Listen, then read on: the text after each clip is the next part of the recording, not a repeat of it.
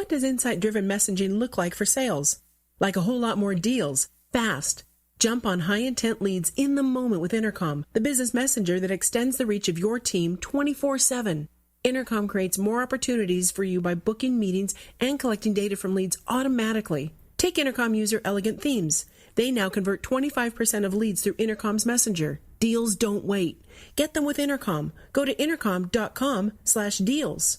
That's intercom.com/deals. Hey, welcome back. Time to grab your board and swim out into that big sea of ideas that's washing up in the shore right now. See if you can catch a wave. Like the man who always catches the latest wave. He's ahead of all of us here, Matt Heinz. Paul, is that a West Virginia Mountaineers hat I see on your head right now? Yes, it is, because we do a show on West Virginia University's School of Data Marketing Communications. Data Marketing Communications. They have an online school. We do a program with them, and they were kind enough to send me a cap. I'm trying to hope that maybe Matt Heinz will send me a cap here. We could probably figure out a way to do that. I was impressed. I've never been to West Virginia, have never been to West Virginia University. I did read an article about a year ago about – it was a series about sort of tailgate cultures around college football. And apparently West Virginia is well known. Like, you get the tailgates, it's about two things. It's about pepperoni rolls and moonshine. And there's a whole article about like the origins of that. Wow. And so I had a call with a prospect a couple months ago. And she was from West Virginia, and I happened to say, I just asked her. I said, so, I have to ask, is this a thing? She said, how did you find that out? It's apparently a real deal. Wow. We'll have to ask our guest today, who is West Virginia might be a little more Yankee, a little more north than he tends to play. He's a Tennessee native who's a Georgia alum who's I'm sure going to be watching very closely. And you know what else he is? He's not just an alum of that school. He's an alum of the Matt Heinz School of propelling people onto bigger and better careers here. Oh, I don't know I think it's the other way around. Well, anyway, before we get to our guest today, just want to welcome everyone again to Sales Pipeline Radio. Thanks for joining us. This is our first episode of 2020. So thank you very much for joining us. If you're joining us live on the Funnel Media Radio Network, thanks so much, as always, for joining us and making us a part of your workday. And if you're catching us on the podcast feed, thanks so much for listening. We've been doing this for, I think, 4 years now. And our listenership last year exceeded our listenership from the first 3 years combined, which is amazing. So thank you so much, everyone who is listening and subscribing to Sales Pipeline Radio. And every episode of those past years, you can find past, present, and future on salespipelineradio.com. Every week, we're featuring some of the best and brightest minds in sales and marketing. And today is absolutely no different. Robert Pease, I met, I don't know how many years ago. He was a client. He's been the CMO at a number of organizations. He's a marketing leader. He's a thought leader. He's the former co-host of the Marketing Cranks podcast. Going the Wayback Machine. Mr. Pease, thank you for joining us today. Matt Heinz. Very good to talk. Happy New Year. And a lot of pressure on this. This is the first show of 2020, especially with an audience and all those other things. And, you and Paul are doing a great job of sort of making me sound really good. So maybe I should just let you two talk and not say so much. But, it's interesting. I'll give you so I went to the University of Georgia some years ago, but the tailgating there was all about Jim Beam and Coke and fried chicken. It was kind of the type of stuff you started consuming at 9 o'clock in the morning. So, have you ever had a pepperoni roll? Have you been to West Virginia or have you had a West Virginia pepperoni roll? I have been in the state of West Virginia. I have not been to West Virginia University, so I don't even know what that is. I got to be honest with you, other than what it sounds like, that you just roll pepperoni and eat it. I think it's that'd be funny if that is literally what it is. It's just pepperoni just rolled around your fingers. From what I understand, it basically is. It's kind of like, assume it's like a pizza, but instead of like having a slice of pizza, you've got like pepperoni on dough that somehow is cooked and then rolled up. And apparently, the origin is this was lunch for the miners. Like, this was food that they could take with them down into the mine, and it was fine and it was tasty, and that's what they did. And so now, I don't know if they took moonshine into the mine. I would hope not, but it sounds tasty. Maybe we might have to try it. I have to find a recipe and we'll give that a shot. But I was excited to have you on. I mean, so Robert, we go back a ways. You were a client, I think, when we first met you. You've done work with a lot of companies in a marketing leadership capacity, and you are now living out of Bend, Oregon, and you are on the investment side. So talk a little bit about kind of what you're doing now and how you're helping young companies start to grow and be successful. Yeah, no, thanks. And we do go way back. We've done everything from drink beer together to run to everything in between. So it's been a good to know you. Yeah, so currently Managing Director of Cascade Seed Fund, which is an early stage investment fund. Actually fortunate to be based out of Bend, Oregon to do that. We invest in Oregon and the broader Pacific Northwest into technology and consumer products companies, mostly direct-to-consumer products companies, and the sort of first institutional money they're going to raise. So you start a company, you begin to get some traction, get some users, get some customers, and they're looking for a little bit outside capital. So pretty early on, my background, as you said, Matt, is kind of been on the operating side, and then was fortunate to work with you a little bit as kind of a fractional, CMO, CRO for a variety of companies, but always very focused on funnel and growth. And consistently, normally what happens is that a company will start and it'll build a product and it'll get some early customers, and then the question is always, let's grow, and how can we grow faster, and why are we not growing fast enough, and sales cycle and all those other things. So there is no, as we've talked about, no magic pixie dust, or I guess better, there's no silver bullet other than Coors Light in the world. So there's lots of sort of method and process to do to try to grow a company's revenue. And so on this side of it, whether I'm a good investor or bad, I guess we'll see, because the feedback loop on where we invest is very long. So if you're running a company, within a week or a quarter how you're doing. With the stage we invest at, it's 5-6 years before you realize if you're any good at doing this. So I think I'm still in the zone of not knowing if I'm any good at this, but do get the privilege of working with a lot of great entrepreneurs, fortunate enough to sort of partner with some and actually own a little bit of their companies. I mean, it's fascinating where you are now and sort of the stage of companies you're working with, right? Because these aren't the later stage companies that are like, we clearly have momentum, we just need to make this scale. Oftentimes you're working with companies that are still at we have an idea, we vetted it, we think it's got something, we still have to go prove there's a market here. When you're at that sort of earlier stage of growth, how do you think about the chicken or egg game of, we have to build a product that is what the market needs, versus going out and actually creating a sales and marketing infrastructure to scale it? Yeah, I mean, what you'll see a lot is, one, you've got to find a problem to solve. And it was paraphrased from somewhere, and I don't have any original thoughts. I just take other people's, but I don't cite them correctly. That as a startup, if you're going to do business, especially in the B2B space, right? If you're going to do business with an enterprise, they have to be desperate to do business with you, because you're new and you're young and you're unproven. You're not IBM, right? And you're not Microsoft and you're not SAP. And so, burrowing in on those kind of problems, and just kind of, I think that mindset is an important one, right? Which is, why would you want to do business with me? Well, clearly I have such a big problem to solve that no one else can do it. And so what happens then is you get a hold of those things, and when you get a beat on those, that's great. And a lot of times the founder of the company or the founding team, right, they're sort of the visionary salespeople, right? And they're the ones that are doing it. And I think there's a real maturing step that has to happen in a company where it's beyond just founder-based selling, and you're trying to get to this plane of an average salesperson selling an average deal. And there's so much within that, right, which is that you've got some level of repeatability. Your ideal customer is, you've got good qualification on your leads and on your sales opportunities. And then there's a playbook almost, right, that you can go out and you can hire a competent salesperson that they can execute.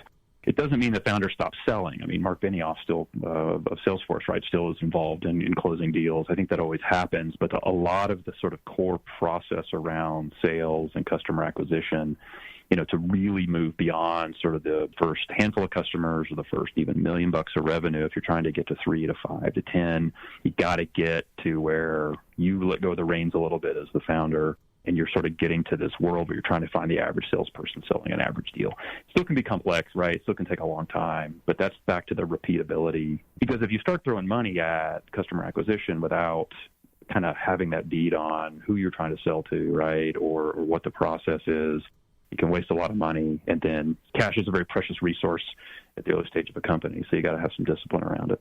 Well, you just brought up, I think, a really good part of this is the evolution of the birth of a company. You may say that we're not going to build out a sales and marketing structure and scale until we have some proof of concept. So the CEO or the founders are going to be the initial sales team, and they're going to vet it out and be scrappy up front.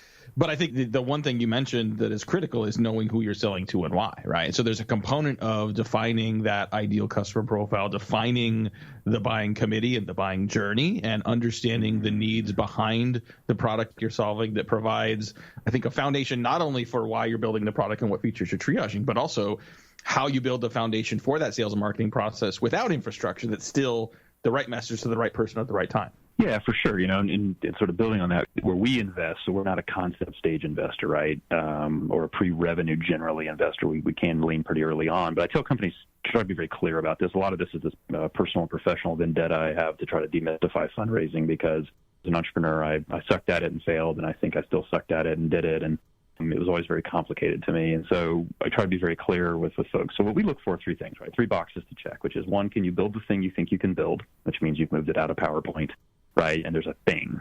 Again, this back to cost curves being bent down. It doesn't take a tremendous amount of capital to build an initial version of a product. Second box that we want to have checked is, does anybody care enough, or do people care? Like, think about it like that. And so what this is that you've moved beyond your friends and your family, and the people that don't want to hurt your feelings, and you've gotten out in the wild with it, right? Trials or pilots or proofs of concept, something like that. And the third box that we want to have checked is, does anybody care enough to pay? And it's not that we're, not aware of the stage we invest in. It's that the maturing that happens in a company when it goes through its commercial motion of actually securing a customer is significant. So in a direct selling model, direct revenue model, which is knock on the door and tell you my thing and you buy my thing from me, right? There's discipline around that. But if you have a more complicated model that has to do with, transaction volume or commission or, some sort of indirect revenue stream, you've got to go through that for your own good before you begin to go and try to access capital. And for 2 reasons. 1, it'll be harder to sort of make the case that you are needing capital because you've got a lot of risk in the business you haven't sorted out yet. But the other, that as an entrepreneur, you've actually increased the value of your business. So you're selling less of it to someone like me when you've gone through those 3 cycles. So embedded within that is sort of knowing who you're selling to. And you won't all the time know that, right? I mean, the assumptions sort of, last until you leave the 4 walls of your office. But you've got to get outside and say, well, I think people are going to find this value and do this thing with it. And a lot of times, right, through the process, people say, well, I don't have that problem, but I have this problem, and I think that will solve this. It's that flexibility to understand that the things you think that you've got figured out early on may not be the actual things, and you get this kind of sort of virtuous feedback cycle. Can sometimes be a little rough and tumble as you're trying to get a product out in the market.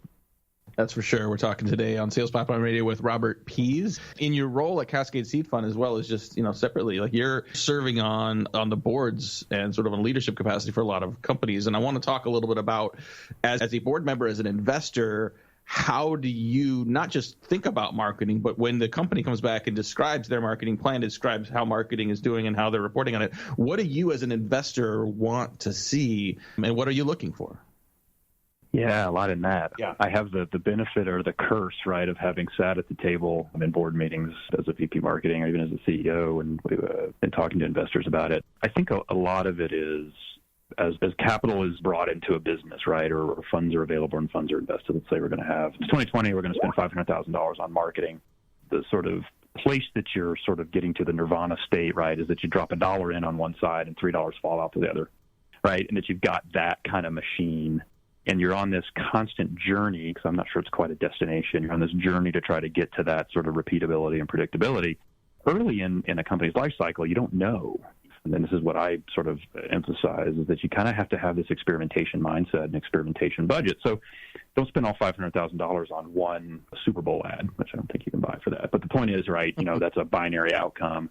But if it's like, wow, we're going to try this, we think our audience spends time here. I mean, every fundamental marketing campaign is essentially audience, message, and offer to me, right? Which is like, we're trying to reach electricians, and we think they have this problem, and our offer is blah. And that's kind of the playbook. And so having an agility to do that, an experimentation mindset, and there's a lot of things around which you can yield from sort of agile software development, right? If you think about running marketing on a sprint, which is, don't spend 6 months choreographing a campaign when you don't really know who your market is or who your customer is. It's okay for not to be sort of perfect and polished, right? Do a rough cut, stick it out in front of people and see if they engage. So I think those are important things. And then, the instrumentation, I think, is also super important, which is all the dynamics of the business. And so as the head of marketing, you're going to have sort of silo in what you're doing. And, Matt and you and I have talked about this for years, which is the marketing sort of value is sort of visible through the sales pipeline. And you ought to be proud of that as a head of marketing, which is to say, look, let's do it. You and the VP of sales walk hand in hand and talk about what's in the funnel. Right, here's the qualified opportunities. Here's those that have a 70% or greater probability of close. Here's the closed ones. Here's where they came from. Here's some that we don't know why they came to us. Because what you're trying to do is if you've now got some rhythm and momentum, right? Okay, we're gaining customers at a higher velocity than we have in the past. Your job is to do that and crank that up and make that repeatable. Where did they come from? What journey essentially did they go through to kind of get to that state, and then go find more of those. But again, I think the pipeline, right, is the place that you've got to get comfortable around, because your board's going to be supportive of anything that's related to PR and events and whatever, but the output is what is generating potential revenue opportunities. And if you start there, and the rest of the things are tactics. I agree. I loved your conversation, your message around audience, message, and offer. I think that's a really nice 3-word consolidation of sort of the things you have to sort of have in mind. Well, we are late taking a break. We got to take a quick break, pay some bills. We'll be back with more with Robert Pease on Sales Pipeline Radio. Sales Teams, is your website helping you turn prospects into customers? Because Intercom thinks it should be. Intercom makes that little chat bubble in the corner of a website. That's their messenger, but it's so much more than that. The Intercom messenger is designed for businesses to jumpstart on customer intent in the moment. It connects you when you're there, or automatically books meetings and captures data leads when you're away. You'll sell more efficiently. Like Intercom user Elegant Themes. They added the Intercom Messenger to their site, and now they convert 25% of their leads to paid subscriptions through live chat. Just having the Messenger sparked valuable customer conversations that Elegant Themes might not have had otherwise. That's Intercom's whole deal, connecting you to customers while they're on your website with timely, personal insights. Because when customers have a great experience, it's great for business too. Help your website help you land more customers. Then see everything Intercom can do. Go to intercom.com/deals today. That's intercom.com/deals. All right, let's head it back to Matt and his guest. And I want to make sure before we end in the last 5 minutes here, you both have my address for the I'm looking for a Matt Heinz cap, and then a cap for the Seed Capital Company here. We'll get you a cap. We'll figure out a way to do that. I might have to start with what we have, which are pens and notebooks. We'll get you some swag, Paul. Okay. Mainly, Paul just wants to feel loved. That's it.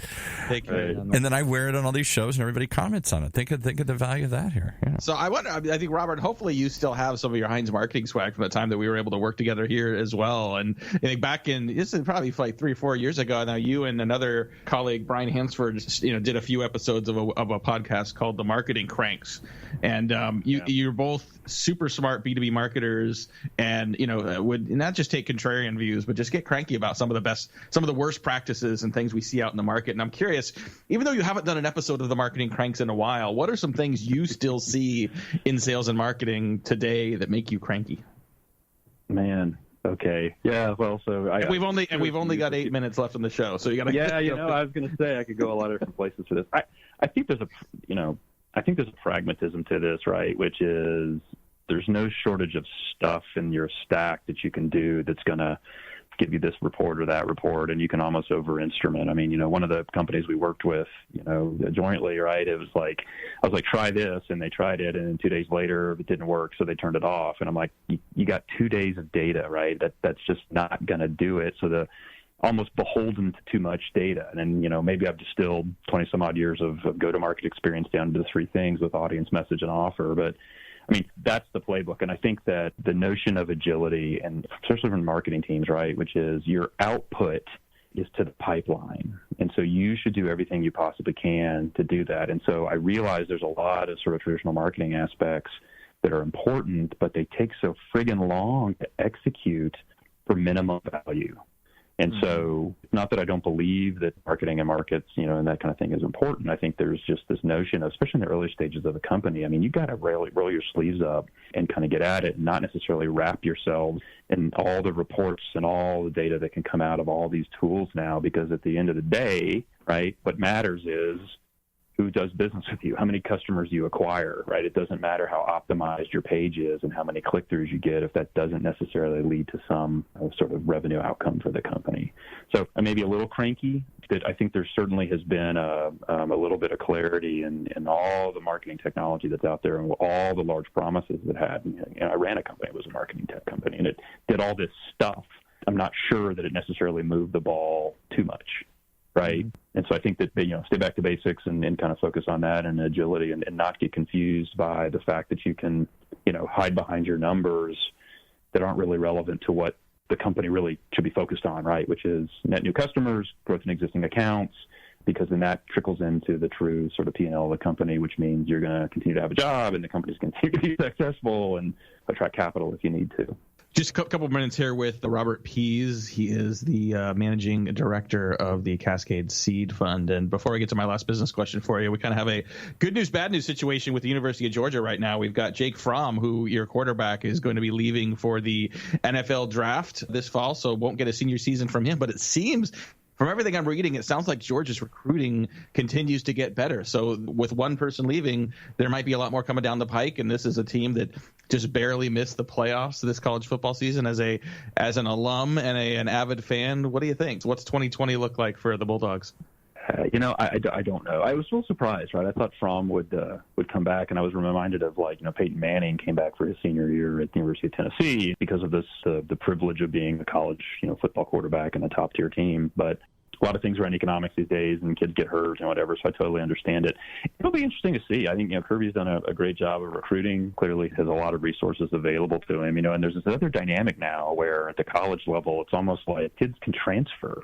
So it's possible you get a transfer in of a quarterback, right, to sort of take advantage of all the resources that were there. So I think it's great. I was glad to see Jacob Eason have a great year at Washington, right? He's a ultimately super talented guy, clearly got more talented during his time at Georgia. I think it's interesting. College football is a lot of fun.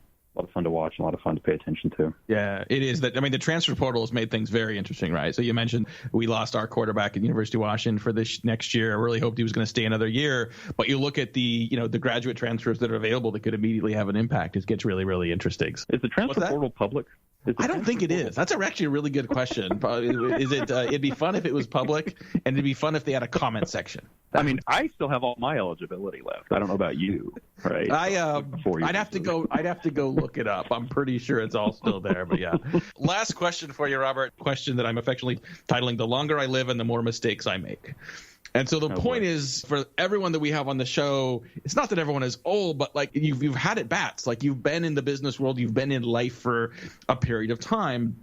So this doesn't have to be your one biggest, greatest, lesson for people. But, thinking back, the life you've lived, the career you've had, the mistakes that you've made, what's a piece of advice or a lesson or an experience that you would share with others that hopefully they can learn from as well?